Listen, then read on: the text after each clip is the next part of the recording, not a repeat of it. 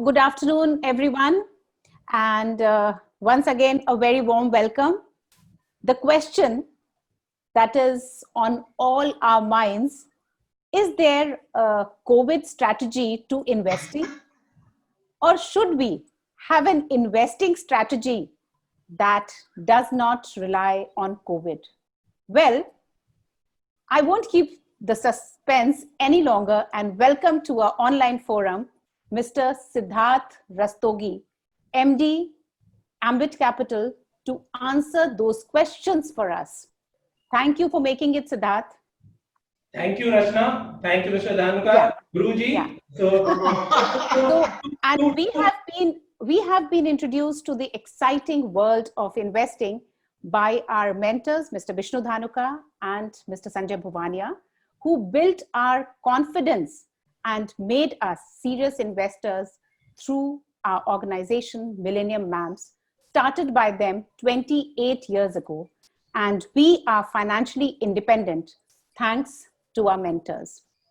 With now our guest of honor, with over 2 decades of experience in capital markets, our guest of honor, Mr. Rastogi, has worked with premium banks like HSBC, UTI Bank, and Citibank before joining Ambit Capital. An MBA from Narsi Munji Institute of Management Sciences, Mr. Rastogi has weathered all investing situations with a professional and disciplined approach. He has co-authored a book, 8-Minute Decision. Incidentally, a banker, but a writer at heart, is how Siddharth describes himself, as well as a life coach with problem-solving abilities. Siddharth's blog always has an intense message, and his status on LinkedIn today says, "Views and opinions are personal, hence no designation." Am I right, Siddharth? That's correct. He gives a spiritual angle to all his ideas and decisions and his thought about today's event. Let's talk about strength. Let's talk about steadiness. Let's talk about sturdiness. Speaks volumes about his resilience and positivity. He certainly wears many hats. To top it all, he's an excellent swimmer. We hope Siddharth will help us swim through this crisis with his invaluable inputs. And Siddharth, with this, over to you for your opening comments, and then my colleague Srinidhi will ensure the smooth flow of the Q&A session. Siddharth, it's all yours. Thank you, Rachna. I would spell 2 lines in honor of Guru, because it's Guru who shows you the path to spirituality, to success, to God. So Kabir Das said, Guru Gobind dou khade, kaake lagu mein paun, Guru balihari mein aapki, Gobind diyo milai. So with that, let me start with my presentation. The topic is very interesting, investing for all seasons, and it has 2 important words, investing and seasons. Investing essentially means postponement of consumption. So bear with me, because I'm going to go threadbare so that everybody understands what I'm trying to say here. Investing essentially means postponement of current consumption in hope that the money will outperform inflation. The second part, let's go back. So let's go back onto the first slide. Let's just stay here. Then the second word, seasonality or seasons. Seasons itself reflect variability, vulnerability of businesses to external environment, and volatility of the market conditions. And it's very interesting that investing for all seasons, does this actually exist? But before I move further, let me move to the standard disclaimer. And the next slide is just about disclaimers, because Ambit Asset Management or Ambit Investment Advisors may or may not take any of my suggestions. And this presentation actually may force you to rethink all your concepts about investing. Hence, I have rephrased this entire thing of investing for all seasons into a different methodology. It is confining the concurrent cycle, which means you are controlling the cycle which keeps coming again and again and again of hope. Next slide. Hope, greed, fear, and behavioral biases. Can someone move on to the next slide?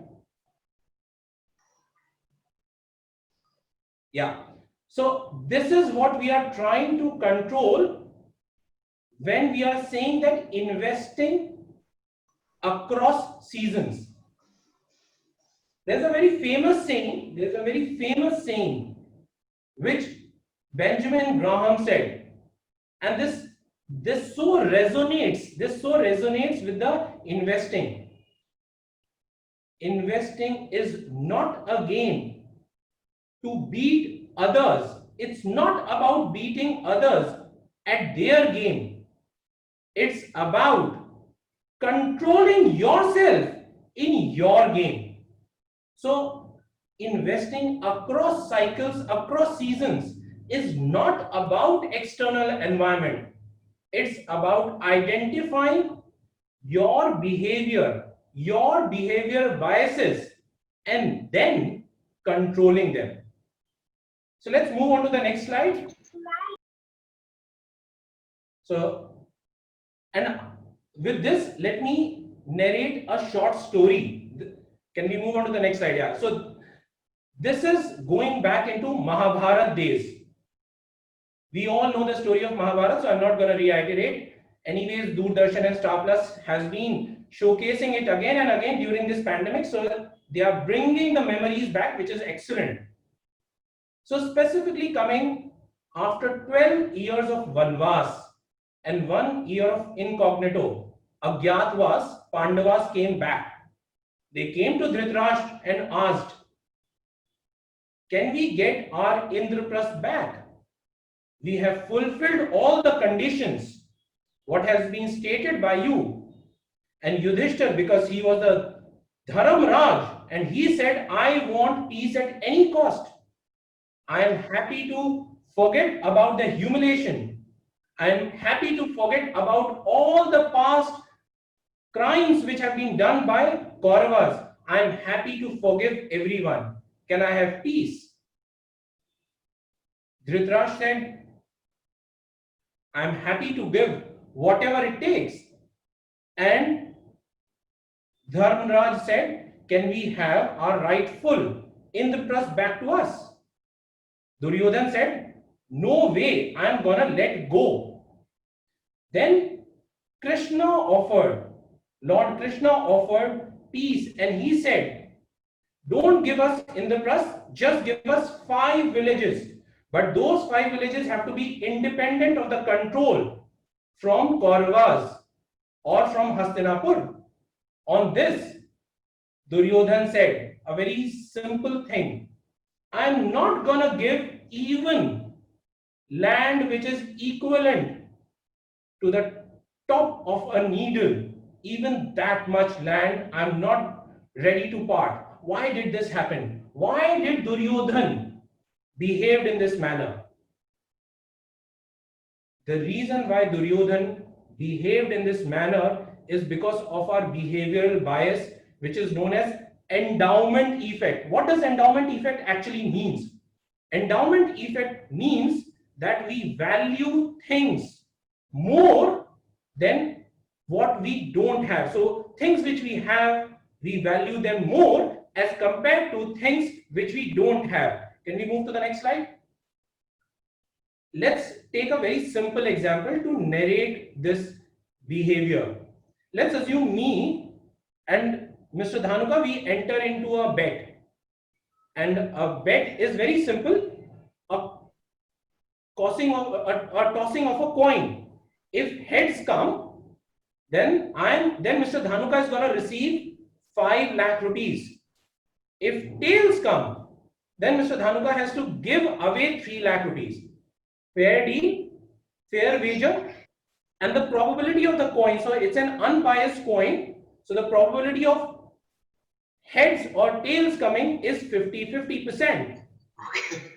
More often than not, Mr. Dhanuka or anybody is not going to play this wager. And the reason why you're not going to play this wager is because you value 3 lakhs more than the earning possibility of 5 lakhs. Yes. That's why when we put money in stock market, so we don't look at stocks which have gained us 50%, 100%. We keep feeling bad about the stocks which have lost us 10% or 11%, and we keep holding them. We get rid of them and we'll keep holding till it breaks even. As soon as it breaks even, I'm ready to exit. And in that process, I have lost the precious time value of money. And we keep, then if some advisor will come and he will tell, sir, please exit this stock because this is not good. Then after consolation, what we do, we maintain a mental Excel sheet and we say at a portfolio level, I made money, so it's okay, then I will exit. But we keep sulking without telling anyone that we have lost money in this stock. Now, what do we learn from this? In confining a concurrent cycle of greed and fear, because that's the point we have to bring it to. So can we move on to the next slide? So we should look at businesses. We should look at businesses which are B2C. And what does B2C essentially means? B2C means we should be investing in businesses which have a direct client connect, not an intermediary connect. So consumer brands, businesses which directly talk to the consumers. And why it is important? Imagine if a brand is doing well, consumers are happy, business will flourish, the promoters will flourish, the promoters' wealth will flourish, and minority shareholder, that's what we are, we will also flourish. On the contrary, if the brand is not doing well, if the promoter is doing hanky-panky and the brand is getting diminished, then what will happen? Consumers or the customers will not be happy. They will start leaving the brand outside. And when they will start leaving the brand outside, at that point in time, the promoter will also feel the pinch. So his interest gets aligned. If consumer leaves, automatically the brand gets diluted, automatically the business gets diluted, promoter gets hit, and impact of it is felt. Impact of it is felt by the individual investors as well. So aligning the interest of the promoter with the consumers is the very simple analogy which one can use. The second point is in this space is focused capital allocation. And why am I saying focused capital allocation is there are only 2 things which are limited in this world. Only 2 things. Rest everything is available in plenty. First, human bandwidth. We have only 24 hours. We have only as many things we can do in life. I can't drive and I can't text both at the same time. I'll meet with an accident. 2 such basic things. So the first thing is human bandwidth. The second is capital. We all are working. Why are we having all these calls? Why are we to ensure that the capital allocation is proper? And that's where you should look for a promoter, you should look for a founder, you should look for a management which has great capital allocation skills. And what do you mean by great capital allocation? Great capital allocation specifically means do not diversify. Who diversifies? People who spray and pray. Most of us pursue one career for 30, 40, 50 years. What we like, we pursue, then we win. because we are focused. We get deeper. We don't become horizontal. We go vertically deep. And capital, which is allocated only into the specific area rather than having 5 businesses. So a guy who is doing plastics, plastic tanks, if he diversifies into real estate, doesn't make sense. There are no synergies. There is no understanding. Whilst there can be, if a person has entered into motorbikes, entering into chassis is fine. Entering into tires is fine because it's adjacent. You can't enter a manufacturer of an automobile into roadways. It's a different ball game. So capital allocation is the second most important point one should look at. Third most important, a scenario where promoters' large portion is invested into the business. It means he has to have a dominant market share, 55, 60, 65, 70. And the reason why I say so, if promoter or if the founder or if the management has investments which are outside the business, they will be all right even if their businesses go down. And hence, if their businesses go down, the only sufferers, the only people who will get hurt in the process would be minority shareholders. Hence, investors should look for businesses where the promoter's stake is of a lion's share. So those are 3 very critical things one should learn from the endowment effect. I'll tell you another story because I have only 3 stories to tell. This is the second story.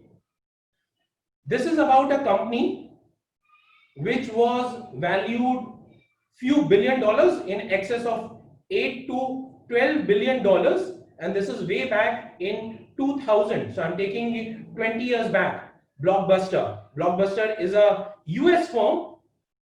These guys dominated in DVD. So what they did, they used to have DVD rentals, they used to have audio video cassettes rentals, so movie rentals essentially. That was the business model. And imagine how profitable this business model was, that in 2004, guys, imagine 2004, Blockbuster had presence in over 15 countries, not only in US, 15 countries. They had 85,000 employees. They had 9,094 stores across these 15 countries. Very, very large organization. The CEO at that point in time was Antico, John Antico. And I'm taking a memory back. In 2000, Reed Hastings and Mark Randolph, these are the promoters of Netflix.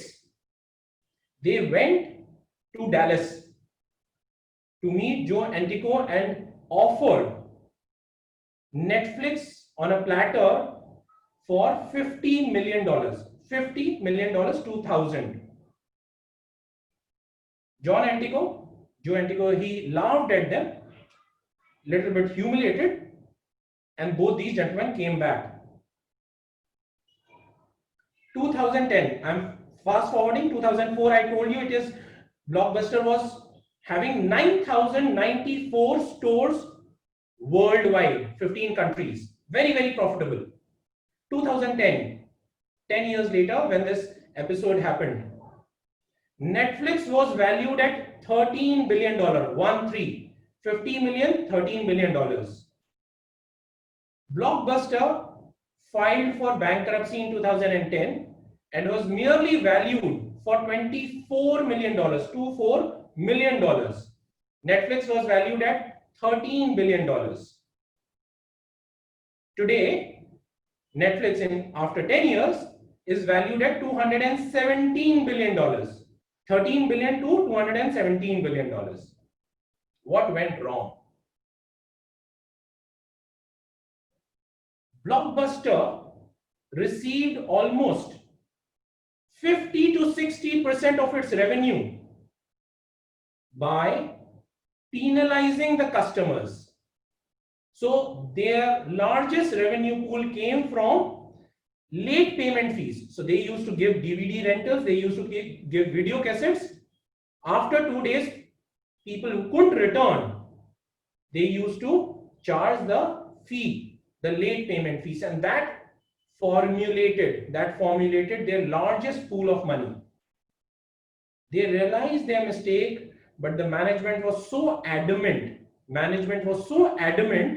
that they didn't change their business model. They keep penalizing their customers, they kept making more money, and one fine day, they are history.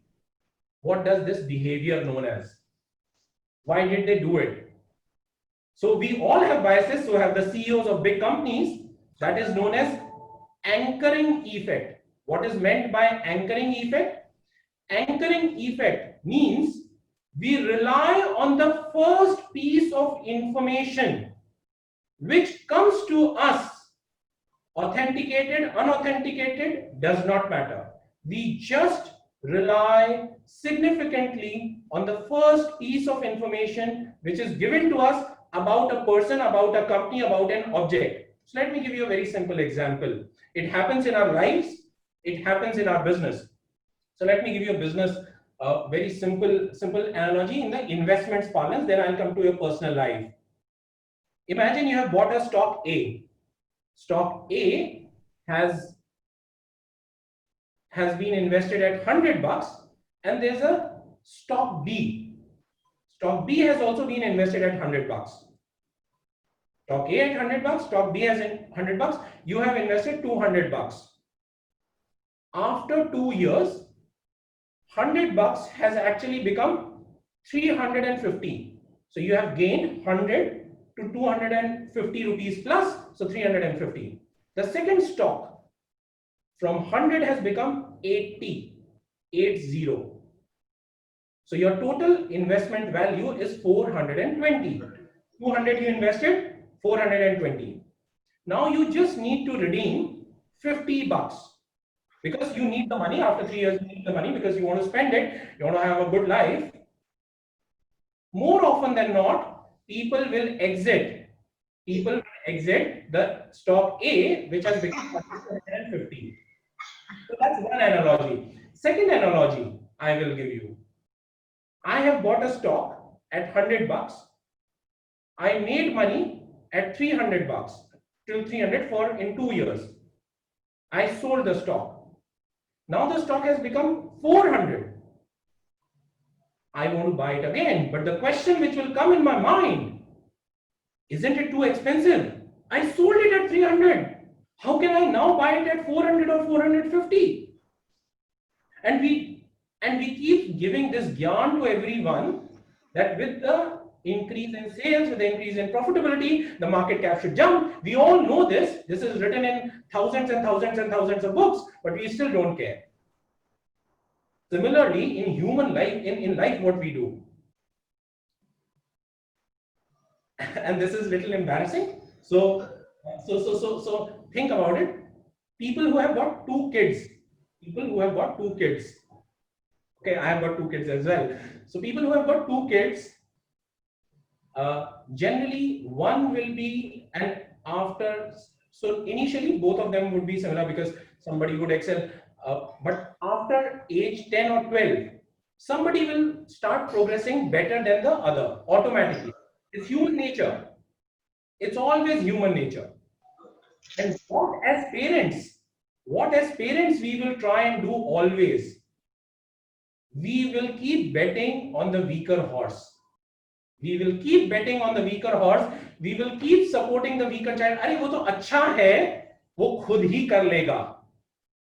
The second child, who's relatively weaker, he needs the push. And people forget, and there's nothing wrong or right because I am a parent too.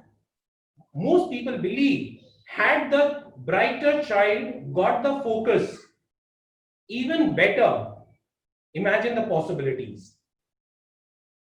Third example I'll give you. As soon as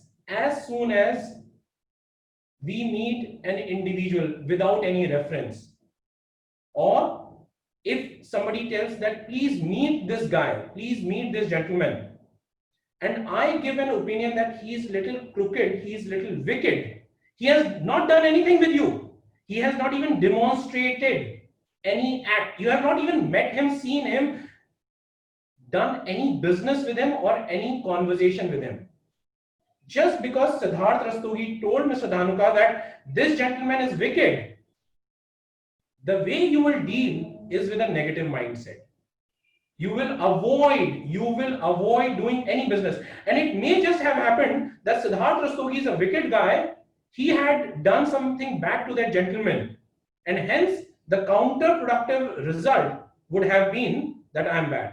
So what we rely on, and this is exactly the same thing we do while buying and selling anything. You go to a store, you will see that 100 rupees is the price. And all of a sudden there is a sale which is written 75 bucks. You lap it up. Whilst if there is a price which is written 75, you say, I'll come and see it tomorrow. I don't want to buy it immediately. That's how companies manipulate. They inflate the price because there is no benchmark. What they show is that this is the benchmark and I'm giving you cheaper. Whilst their margins remain intact. And this is exactly what we do. A product which is worth $290, as shown in this example, if it is suggested retail price is $399 and then you sell it at $299 to $290, you lap it up. But if I say this is for $290, you're not going to sell. Exactly the same thing if you guys ever have done the house sale, any of your real estate sale. Mark my word, the first quote which comes from the broker or from a potential buyer and he gives a price saying that itna to acha mein bikna chahiye, so it should get sold for 5 crores.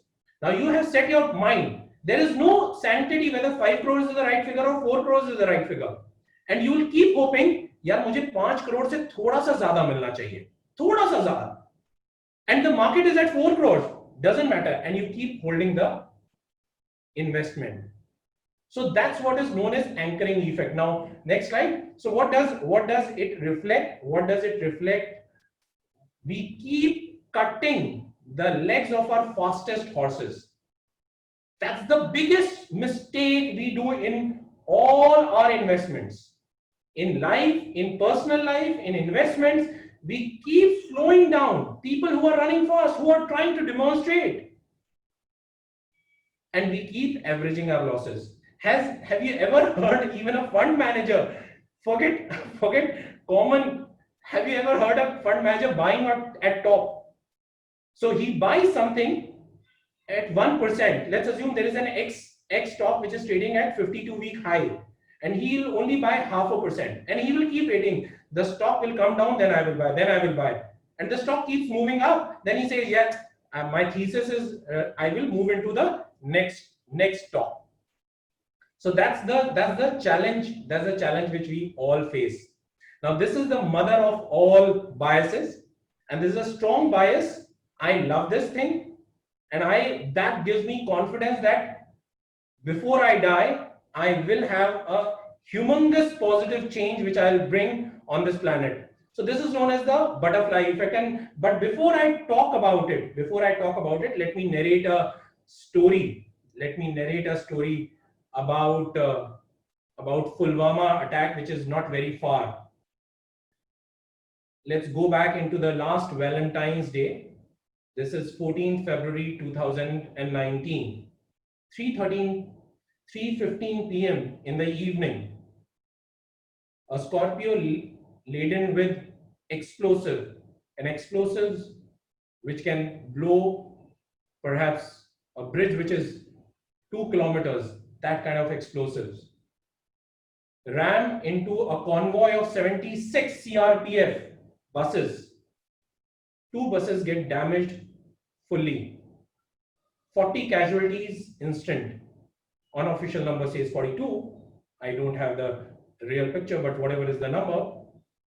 Severe threat on India's integrity and India's strength. The nation is shocked, post which There is Balakot strikes. Mood of the nation before this was quite pessimistic. We had a setback in the form of demo, which pushed the industry to tatters, and then we had GST, which was very challenging. Unemployment in 2018 was massive, one of the highest numbers. The narrative was being thought about. What should be the narrative to fight the 2019 election? And all of a sudden, this incident happens. The ruling party comes with a full majority, even higher than the previous. Just one single incident. Why did this happen? Why did this happen? The gentleman who bombed Pulwama, his name is Adil Ahmed Dar, a 22-year-old boy staying in a nearby village. A very shy boy. His family and the villagers say that very shy, never used to talk much. Very righteous, never wanted to do anything wrong. Something changed. He finished his class 12 somewhere in 2015, and then he started doing jobs like making boxes, wooden boxes, which would earn him 4,000-5,000 a month. But he was happy. He was amongst three siblings, the middle one, all boys. But something changed. In 2016, when the militancy was increasing in Jammu and Kashmir, STF, one jeep came near his house. STF is Special Task Force. A sub-inspector came out and he was searching the house. His father was there, his brothers were there, and they were usually kicking and not very polite. They were rude. This boy came from outside, saw the atrocities from STF, and he resisted, like any other boy will do. STF couldn't tolerate this.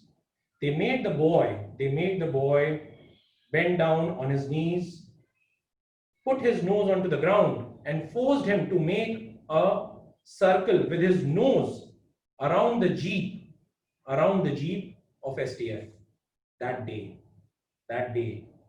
And the boy was a different man. 2 years later, 2018, he left his house to become a jihadi, to become a militant. And rest, as they say, is history. One small act, one small negative change has changed the entire country's history. The election outcome could have been very different. The progress could have been very different. I don't know. Had Britishers not come, perhaps Marathas would have been ruling India.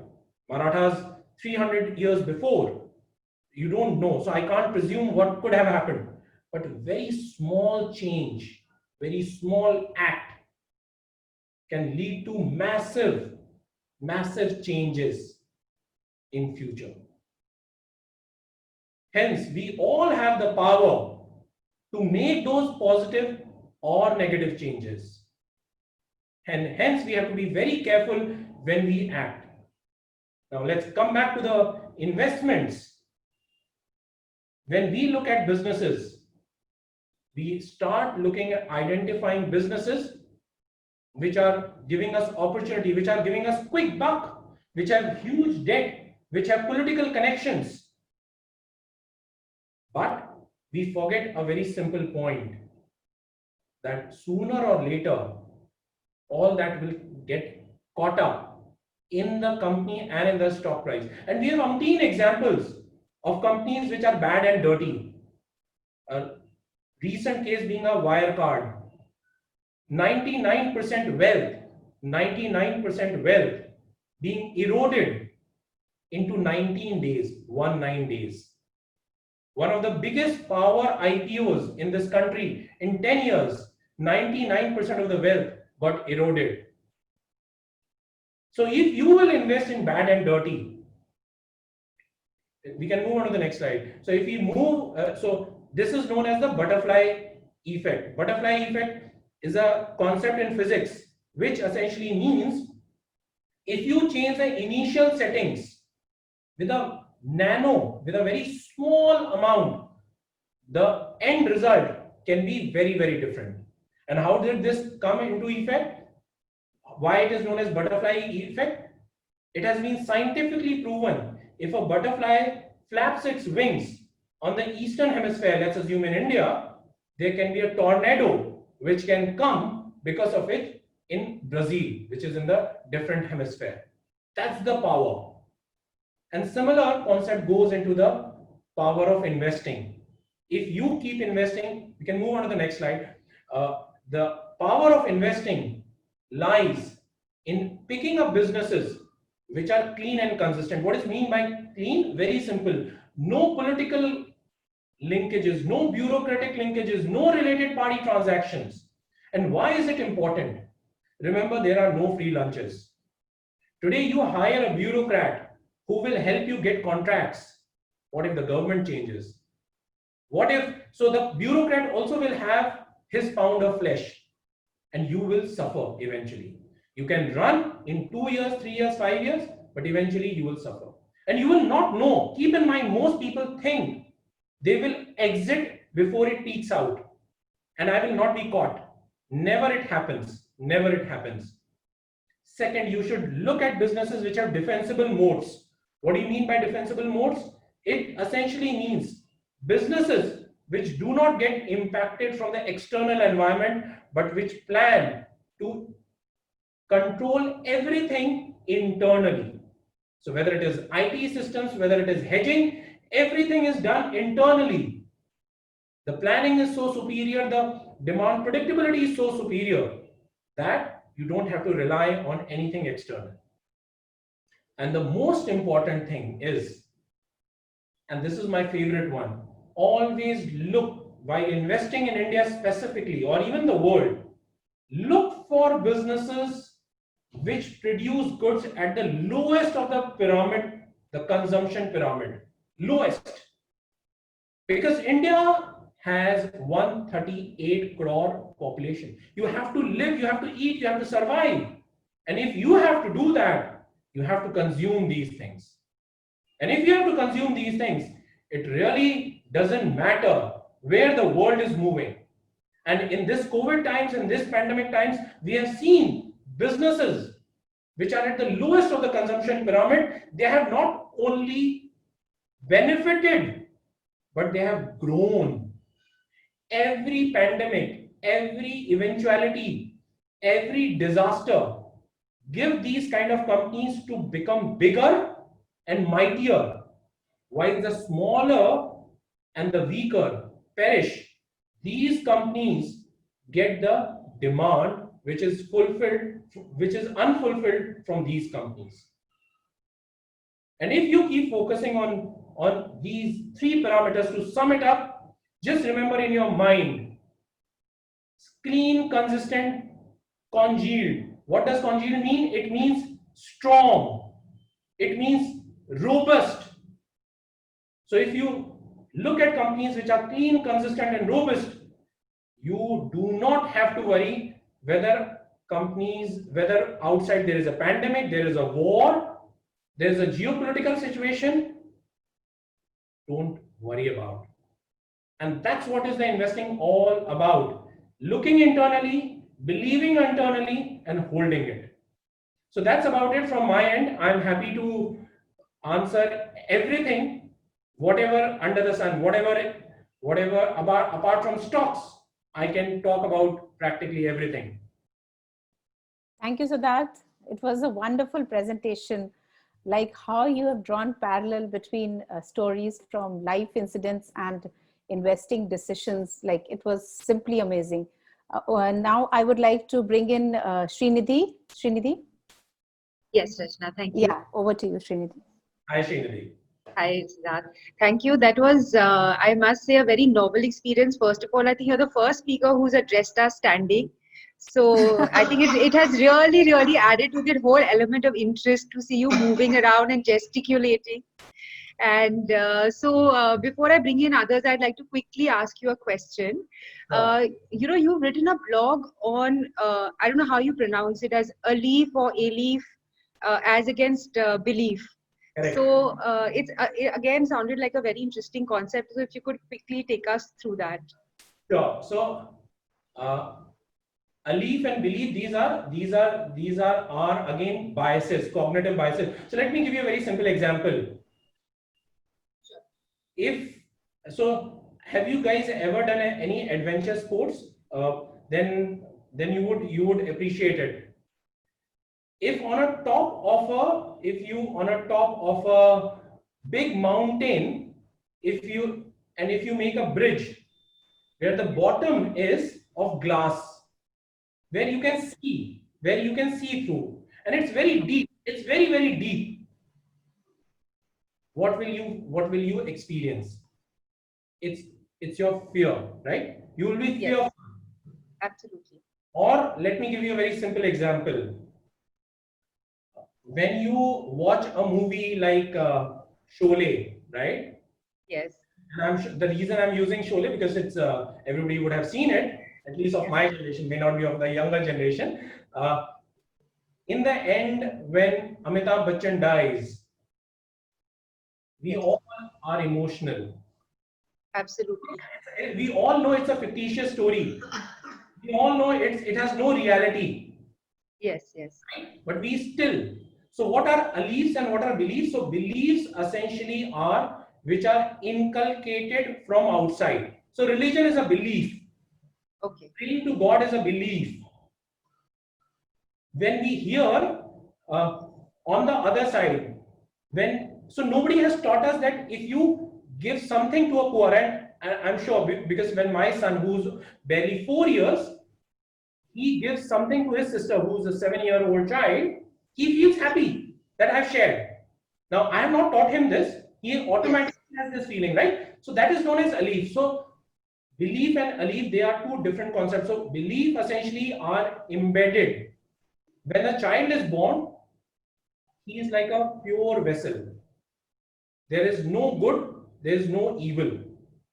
What he or she sees, what he or she believes, what he or she is exposed to, and especially starting with parents, then teachers, then colleagues, then friends, then the community, those are beliefs. Beliefs are deep rooted, they are genetic, they are subconscious mind. So that's what is the difference between alif and belief. And there's no rationality in it, but that's the way it is. Thank you so much. So, I mean, when I was reading it, it sounded very interesting. So I wanted your take in person. Sure. Could I please ask Dina Patre to come across the question? Yes.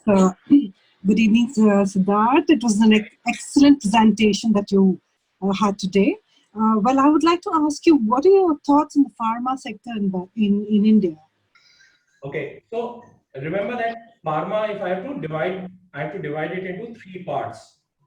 The first is domestic consumption, which has a lot of OTC products, non-regulated OTC products, which can be sold via, if I have to say in a very crude manner, perchune, right? They can also sell it.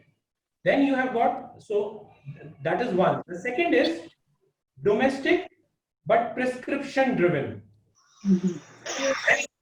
Then you have got third kind of pharma, which is export oriented, which is non-branded generic. These are the only 3 forms which exist in pharma. In all pharma stocks, right?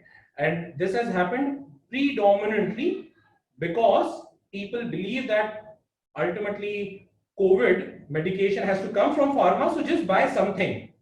Now there was a frenzy when chloroquine was being produced, and our US president was propagating it without realizing that it can be it can be really disastrous and dreadful for people who have vulnerability, people who have weaker heart, people who have lifestyle diseases.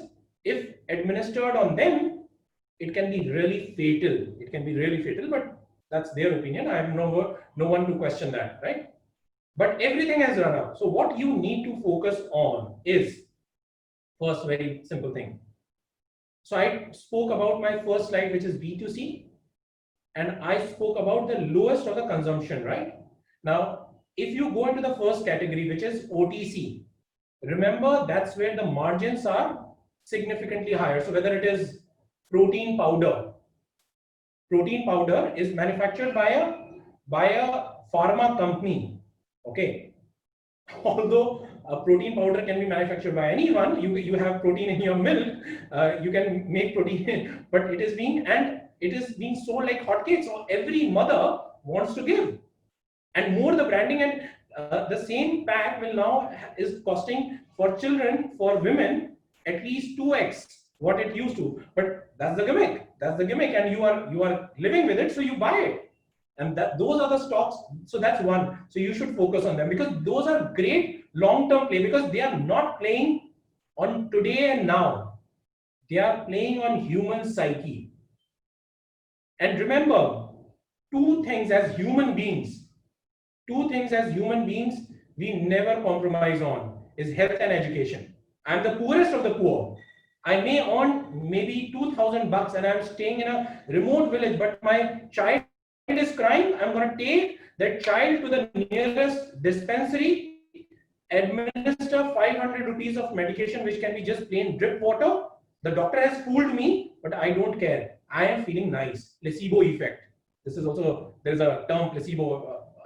Again, this is again a cognitive bias.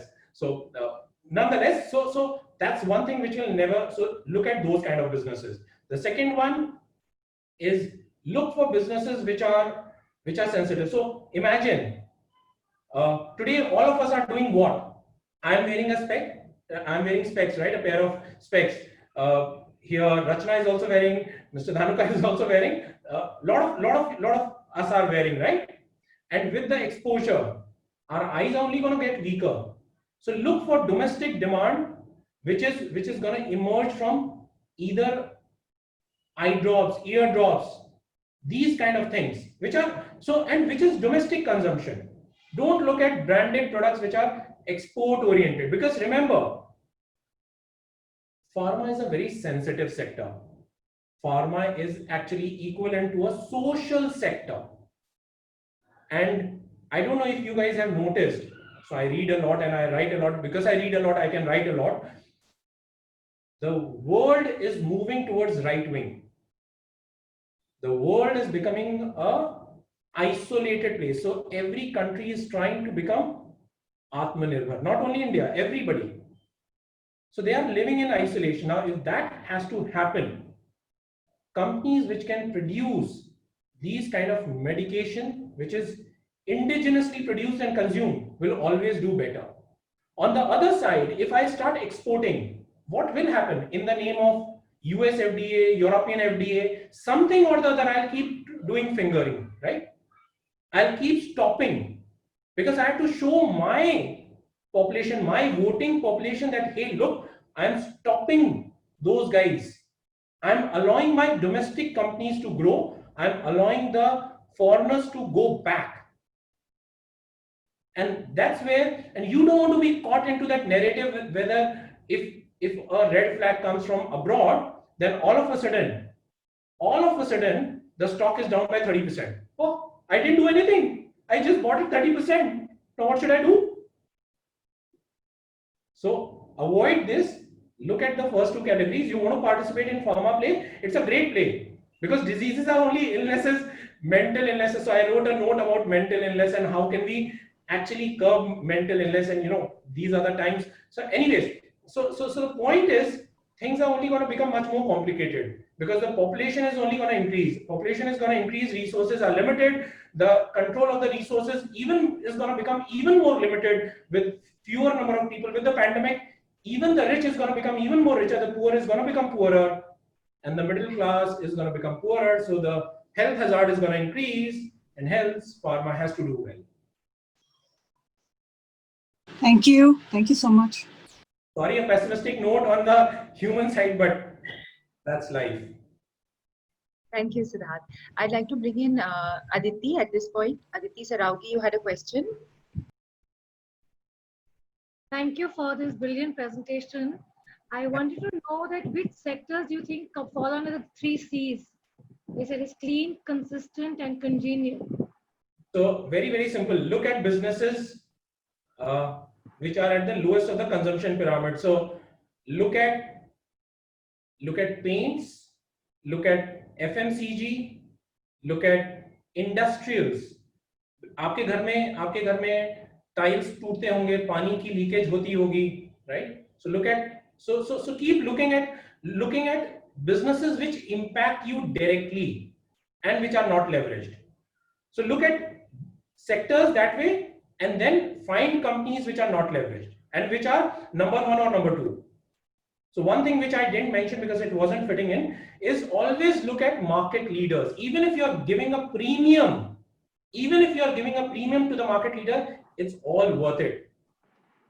If you will buy kachra, it will get broken down in one day. If you buy a thoda sasta chappal, it will break easily, right? If you buy a Gucci bag, Right. you may get bored of it, but I'm sure it may last for 5-6 years. None of the women may use it for so long, but it will not have wear and tear. So quality always comes at a premium. So own the leader. Second, ensure that the leader has dominant market share. So you can't buy a product, you can't buy a business where it's a fragmented market and there are 50 players in the market and the leader has only 10%, and so 10% being the leader. What you need to do is have lion's share, 45, 50, 55, 60%. Because again, in India, if you have to make money, the simple formula, and if you stick to this, you will never lose money. Look for businesses which have only one very, very, very important thing: distribution network. Nobody talks about it, but this is the key in India. So you understand that India is a very large country, large population, 31 states, right? 30 states and so many union territories, right? If a businessman has to go in, he has to deal with 30 or 31 prime ministers. He doesn't have to deal with the one center. Every chief minister is the prime minister of his state. And distribution being a local element, you cannot have anything coming from center. So very, very simple. People who have distribution might will win. And imagine, that's the reason, and I'm giving you a very simple example. That's the reason things like two-wheelers, things like four-wheelers, things like biscuits, things like baby food, things like noodles, we have barely 3 companies or 2 companies which control the entire market, or at least 90% of the market. Imagine all the foreigners came with all their might and nothing could happen because they could understand capital is not important here. The importance is distribution. India is a very, very tough country. So they say that India's ease of doing business and blah, blah, blah, it's all gyan. It's very, very tough. And on top of that, to expand your distribution network is even more tough. So imagine, you don't have any competition in adhesives. You have a monopoly, literally a monopoly. Right? And it surprises me because biscuits are made of 3 things: flour, sugar, some baking powder, milk. That's about it. I'm sure all moms here make excellent biscuits. But we have barely 2 or 3 companies which control 80-90% of the market. That's the prowess. And we keep looking at hidden gems, this, that. It's all gyan. Sorry, it was a long answer, but I hope I answered your question. Thank you. So basically, we're looking at the lion and not the cats. Absolutely. And I don't believe, see, in a country like India, which is politically so diverse, Absolutely. in a country which has so many languages, so many ethnicities, so many religions, so many human biases, you just cannot, a newcomer will find it very, very, very difficult. So think about it. Private sector banks have been in existence for such a long period of time. They barely control today not more than 35 to 40% of the total market share. And there are 100 times more efficient than any of the, so they are 100 times more efficient than the public sector banks. Right? But Yes. So it's always going to be this way. जो दिखता है वो बिकता है और जो दिखेगा जो अपना रीच बना पाएगा, that's the guy who he or she will win. Lovely. I'd like to call Aditi Tapadia for the question. Hi, Siddharth. Siddharth, in one of your blogs, you had mentioned that retail investors should add to their portfolio a few names which are available at cheap valuations during the market turmoil. So that will request if you could please elaborate on how do you perceive that valuations are cheap, as it is very subjective to one's interpretation. Absolutely, very good question and brilliant question. So simple thing is, we saw in March and April, and this is very, very recent, right? Things were extremely bad, very, very bad. The point is, if you would have just looked at 2-3 simple things, if you would have done this due diligence and you would have had the list on your own, what you need to look at it as the median P. So don't compare with the market P, because market P is a dodgy thing. Market is being, so Nifty today, you are seeing an X Nifty level, right? 7 stocks, top 7 stocks are trading at beyond their 52-week high, which was before 23rd of March. So 7 stocks, barely 7 stocks are at a price, if the Nifty were to compare to a 13.5 to 14,000 levels. The bottom 7 stocks of Nifty, they are at a level which is 7,800. So there is a lot of divergence. So you don't compare first stock P with the market or the index P. So that's the first mistake which everybody does. So please, for God's sake, don't do that. What you need to do is very simple. In any place you can, so you will, now there are so many websites, value research and blah, blah, blah. Last 10 years, you will get the stock's average P. Okay, stocks. And if the stock is closer or below its average P, but keep in mind the stock category has to be the same which we spoke till now. Okay, don't get into some infra play and then start crying. So don't get into that. Or don't get into a PSU bank which may have challenges because of the whatever. So I don't want to talk about that. So look at things. There were some companies, BFSI companies, which were available for a song in March and April. They were below their average and median PE. Should have picked them up. If India has to grow, BFSI has to grow. Quality so people see, without leverage, India cannot grow. Every money, every penny which is put into your pocket moves 3 times. Every penny which goes into the bank and which is used for lending, because as soon as you put the money into bank, it goes into lending. It moves 7 times.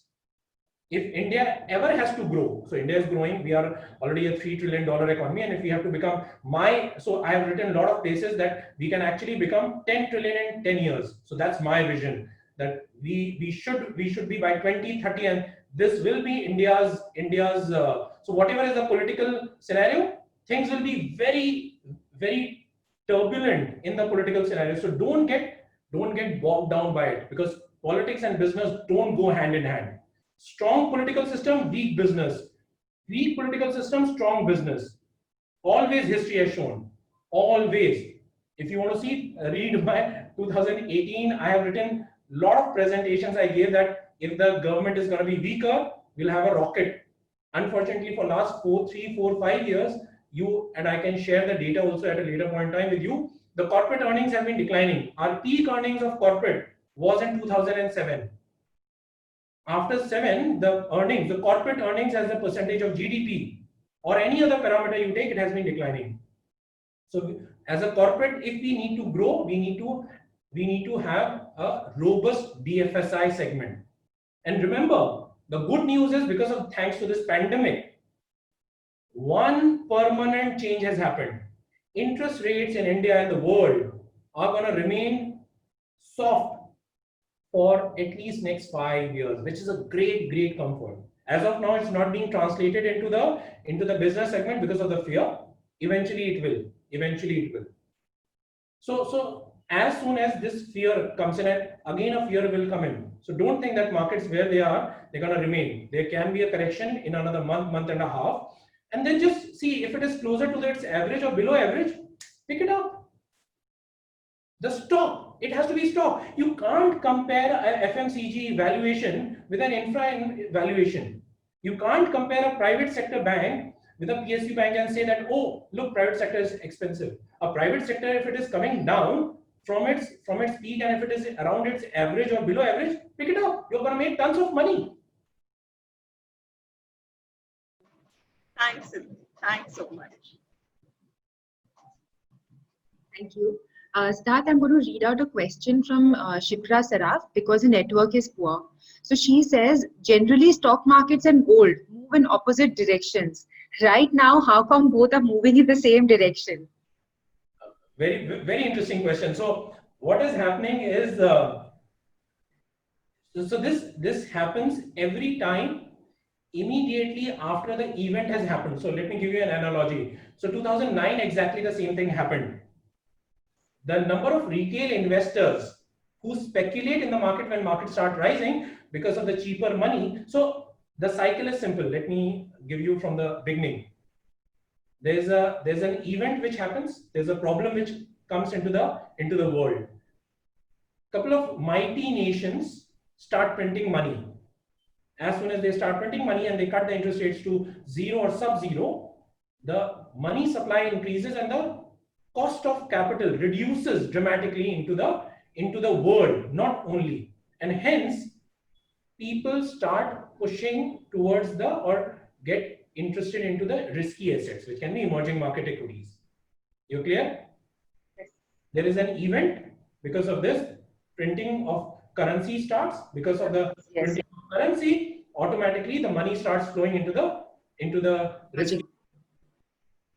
The first leg is done by the institutions. Because of this, the frenzy comes into the retail market.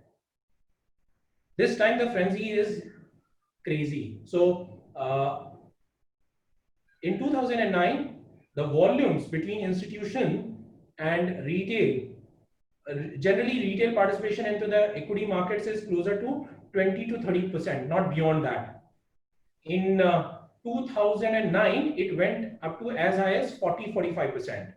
This time around, retail participation is closer to 60% as we speak, in last couple of months and as we speak. So retail is only participating, and it's not delivery, speculation. It's all speculation, buy, sell, buy, sell. Okay. That's one segment, which is, and this is income, and they have no work, both. No source of income and no work. And they keep hearing stories that I invested 1 lakh and every day I'm making 5,000 or 10,000. People don't say when they lose money, they don't tell. They obviously only say when they make money, right? Yes. After that, so that's one segment. The second segment is smart people, intelligent people, people who are HNIs, people who are patient, who need to preserve money. They don't need to They don't need to grow their money. For them, preservation during this year, 2020, 21 is more critical than growing money. They are investing into gold. They are allocating. Some of the smart advisors are pushing them to invest into gold. And also what has happened is the demand for the sovereign gold funds. That's why it is also jumping in. So all that is pushing the gold demand. But more importantly, one thing also you have to realize that rupee has become weaker in all these things. Yes, yeah. Because of the currency downturn, in dollar terms, the gold is where it is. It's not moving too much. But because of the rupee weakness, you are seeing a significant appreciation. So that's why the currency is depreciating, gold is moving, and equities are moving. But this is again temporary. As soon as markets will correct, you will see a double whammy, because people will start liquidating significantly. So people who will burn fingers, and everything is leveraged right now. So keep in mind that retail is borrowing for equities, which is not a very smart thing, because their understanding of the markets is relatively narrower. Yes. And if they get burned and they will start dumping, they will actually go back, which is a very vicious, which is a very dangerous thing. In fact, another trend which is beginning to happen is people are redeeming their older mutual funds they would have invested in 4, 5, 6, 7. They are exiting, and now they are pumping all that money in direct stocks without even realizing that this is even a riskier game which they are trying to play. So that's the reason as of today both are rising. But my reckoning is at some level both will peak out and both will correct, because gold cannot, as soon as rupee. So you saw another trend that exports actually after like 2 or 3 years it has become positive. Yes, positive. Our current account deficit has actually become into a surplus. Yes. And this will, because crude is our biggest import, nobody is traveling, so there is no crude required. And because of gold. Correct. And gold, the government has levied so much duty that it's been doubled. And so because of all these things, this is artificial buoyancy, if I may use the word. Okay. Once the normalcy will come into play, both will correct. So we will actually see both coming down, and then maybe from there we will see each taking its own path forward. Correct. Another thing you have to remember that you are seeing markets means only Nifty going up. Broader market still is huge pain. Yes. As I mentioned, Like 7, 10, 15 companies are moving. So you can't say that it's a broad-based rally. And if broad-based, we are not seeing the rally which happened in 2017, right? That was a broad-based rally. We didn't see which happened in 2014, which was a broad-based rally. It's a skewed market, which is even more dangerous. Thank you. So if it's okay with you, can we take one more last question? Absolutely. Okay, sure. Namita, can we have you in, please? Hi, Siddharth. Hi, Namita. Siddharth, you were talking about monetary policy, and there was somebody who had come in earlier in one of our speakers, and he says that in most economies, if you wanted to come back, investments should precede the consumption rally. Now, looking at that, in that context, do you think the policies that the Indian government has rolled out, are they sufficient, or there still needs to be something more to revive this economy faster? I'll answer this question, but people may be breaking my windows, so you never. so you are absolutely right. You're absolutely right. In any country, if you have to have a sustainable growth, your fiscal loosening has to be accompanied by the infrastructure push, because infrastructure push is the single biggest thing which impacts all the sectors, whether it is metals, whether it is auto, whether it is construction, whether it is cement, whether it is everything. So the economy comes back on track. Unfortunately, with whatever the government has done, it may be required because of the way things have panned up. They have moved too fast, right? So from Mhm. nowhere, the COVID situation has become just worse, and migrant labor movement made it even worse, right? So I think that's why government didn't have a choice but to push the money into the bank account directly, right? Right. And start giving the food. The bigger problem remains, nobody is thinking how the construction or how the new India will take birth. Nobody is talking about it. And the reason why I can imagine the challenge from the government's perspective, I'm not being, harsh on the government, is they don't have too much money. They don't have too much space for financial maneuvering. So you are seeing that they have been grappling with the LIC's IPO, Mhm. right? Yes. That is the first big amount which they can anticipate to garner. Now, without that, where the expenses are fixed, income is limited, the taxes are reduced, the businesses are not thriving. Uh, the only way is you print more currency, Yes. which is very very challenging, because then rupee will become weaker. You Yes. borrow more money, and you have your fiscal deficit, which may be at a 3.8% or 4%, move up to 5% or 6%, which is all right. But the challenge is, if the narrative is not set, then you can have downgrading of India by the global investors to jump. And Yes. if that happens, there'll be a flight. There'll be a flight of dead money outside. So already, if you see the FII numbers, I'm just talking about the recent FII numbers, the March, April, May, equities were negative. June and July till now, they were positive in from the FIIs in equities. But if you look at debt, March, April, May, June, July, till at least till June, the numbers are negative. Even in July, numbers are negative, which means because of the compression in the interest rates, because of the decline in the interest rates, a lot of people are not finding India worthwhile to invest at such lower rates in India with a rupee weakness. Because Right. I'm getting lesser returns, plus I have a risk on rupee weakness, so I lose, right? So it's a very thin line. I borrow more money, I increase my fiscal deficit, my currency goes for a toss, my existing stability goes for a toss. It can happen. That's the only way I see it. But government is reluctant to do it because government wants to every time. So I spoke about focus, right? So I Yes. spoke about human focus. The focus for any government, for any man, for any woman, for any country, for anyone can only be one.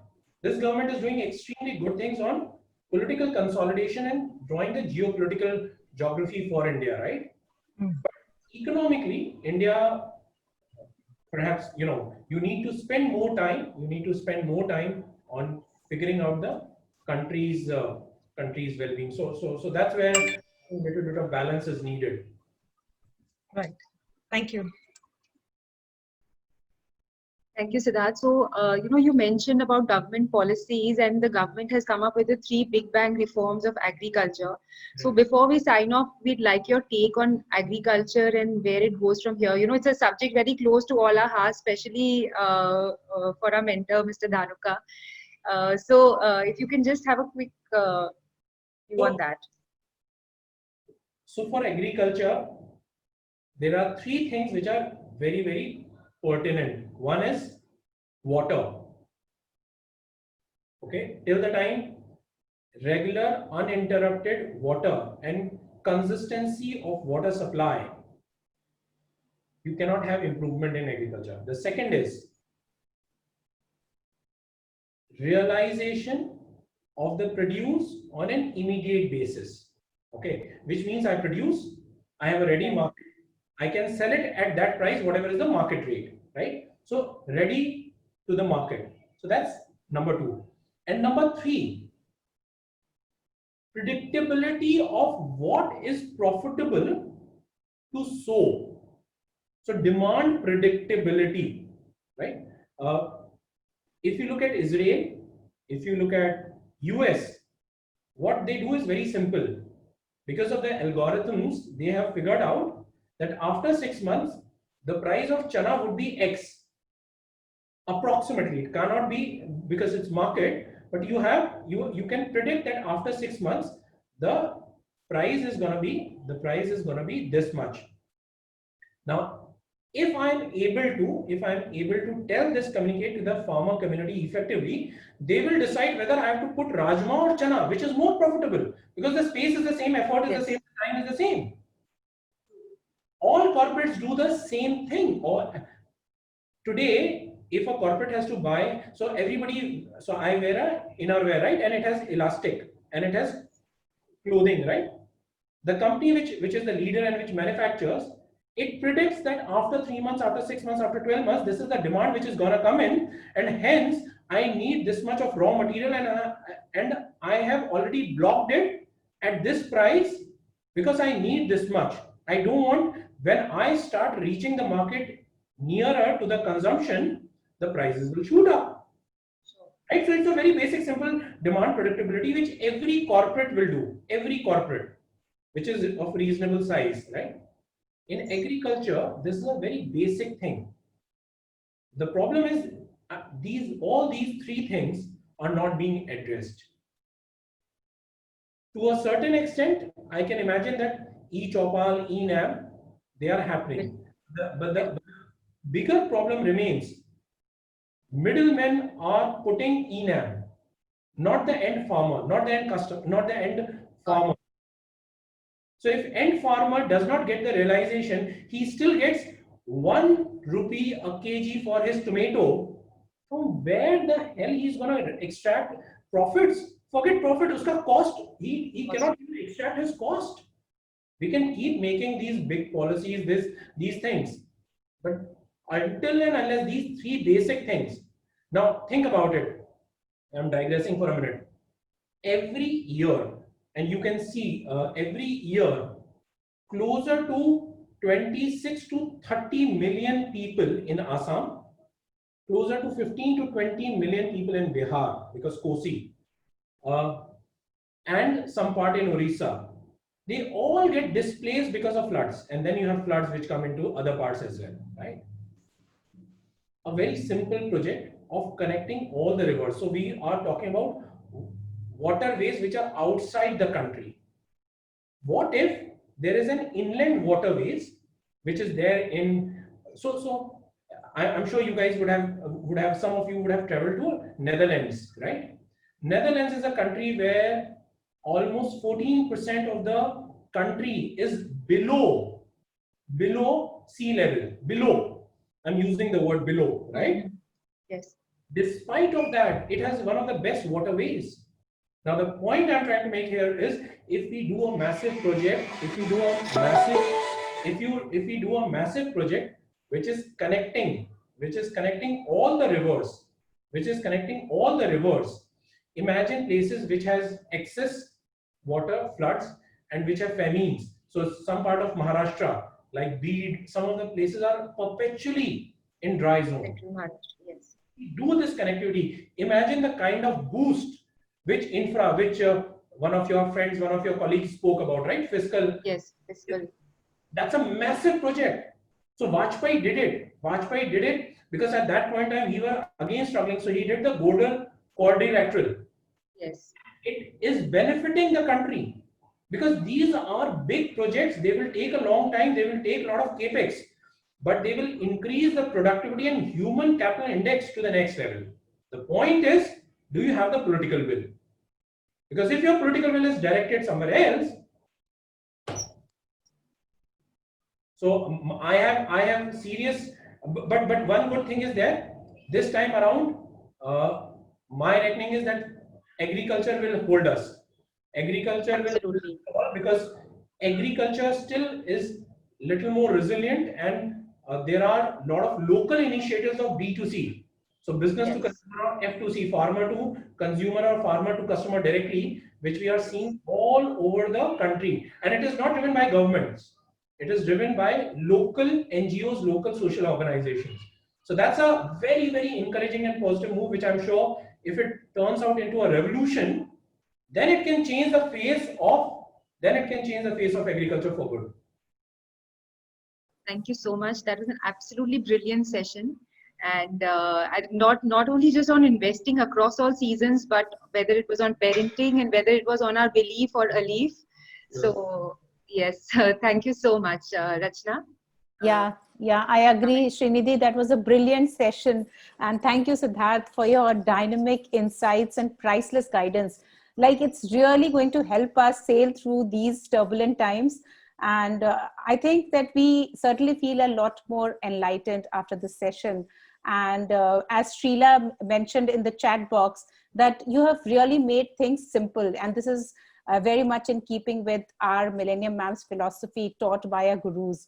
So thank you for this brilliant session. And we all are going to remember, like, you know, it's etched in our memories now, this session. Yes. Thank you so much. You guys are a wonderful audience, and you guys are doing such great work. I am just hoping that you guys can spread all across the country and spread the knowledge and investing prowess to every lady who exists in this country. Because if you, as they always say, if you teach a man, he will support himself. But if you teach a lady, the household is going to change. So Absolutely. I'm very sure that initiatives like these you can transform, and hopefully one day Millennium Ma'ams will lead the initiative for a women change, not only in India but perhaps in the world. Absolutely. It's a dream of Mr. Dhanuka, and we are all, you know, participating in the dream, and we are all taking it forward. Thank you so much. Thank you, Siddharth. Thank you. Thank you so much.